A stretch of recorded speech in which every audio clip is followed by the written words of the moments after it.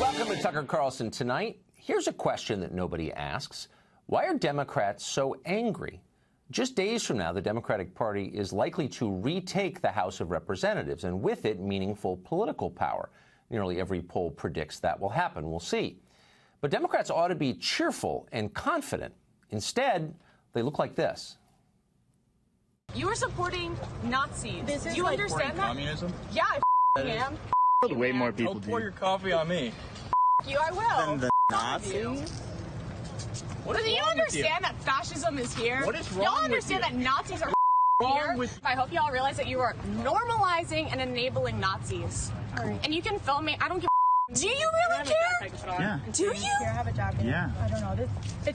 I have a jacket. I give y'all.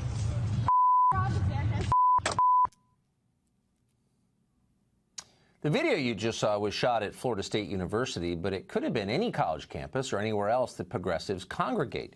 Effing Nazis. If the left had a slogan right now, that would be it. It's not an expression of political ideology, it's a scream of rage. It's not aimed at actual Nazis either. The group progressives are yelling at, the real enemy, is America's middle class, which they consider disgusting and immoral. Watch them explain. You have racism and sexism driving this president's voting base, and we have to call that out. We have to address that. We all know Make America Great Again is Make America White Again. And I think there's a bigger racist part of this country. Look, we're seeing it, we're living it. That's what Donald Trump is betting this election on. He does have to take some responsibility for the type of racist bioclimate that we find ourselves in, which, Jake, is not new. This is, and you hear me say this all the time, this is in the DNA of America. It's in the DNA of America, so the country that vanquished the Nazis is itself a Nazi country. That's their position. Is this something Democrats are saying in order to get out the vote next Tuesday? Probably not. It's hard to see how that would be an effective campaign tactic. They're saying it because they really mean it. The left is so angry they can no longer reason. Think back a few years ago to all the public figures that you once considered impressive. You might not have agreed with their politics, but there was no question they were serious people. David Gergen, Bill Kristol, James Clapper. Where are those people today? Well, they're foaming and ranting on Twitter like drunk children. How about John Brennan? Not so long ago, Brennan ran the CIA. That's a serious job. Here's what John Brennan sounds like now.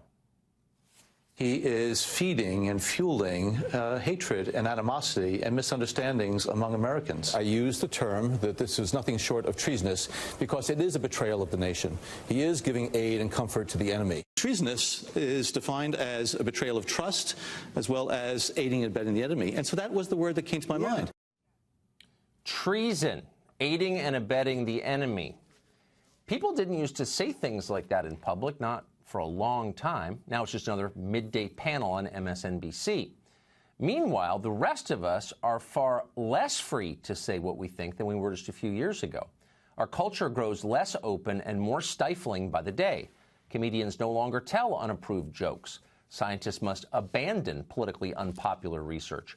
Ordinary people live in fear that a snitch from the sensitivity department down the hall will catch them in even the smallest violation of the liberal catechism, and they'll be fired and humiliated. The left is clamping down with maximum force on dissent.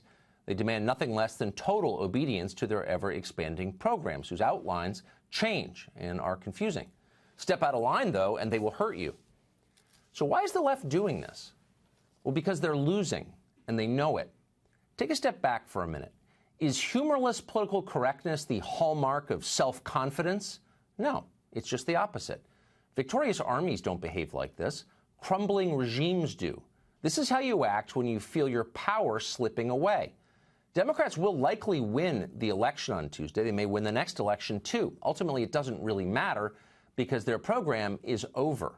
It doesn't work. Voters are rejecting their ideas, and they're doing it around the world. In country after country, globalism and cultural liberalism are dying. If you watch CNN, you might conclude that America is somehow an international pariah for having a president who calls himself a nationalist. But if anything, Trump is just one among many. How many major democracies still have governments even close to as liberal as the American Democratic Party? Almost none of them. It's all moving in the opposite direction, and it's moving at high speed. Voters everywhere want their leaders to care about and protect them.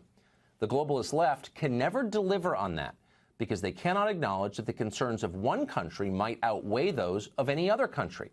It would be as if your parents loved the neighbor's kids as much as they loved you, maybe more. You would hate that. Voters hate that. That's why, as long as democracy is allowed, the globalist left is doomed. Progressives know that. They can smell it, and it terrifies them. So they crack down on the population. In the end, that will not work. You can't bully and harangue your own people forever. There is a limit, and we are reaching that limit. Keep this in mind as you watch the election returns on Tuesday night.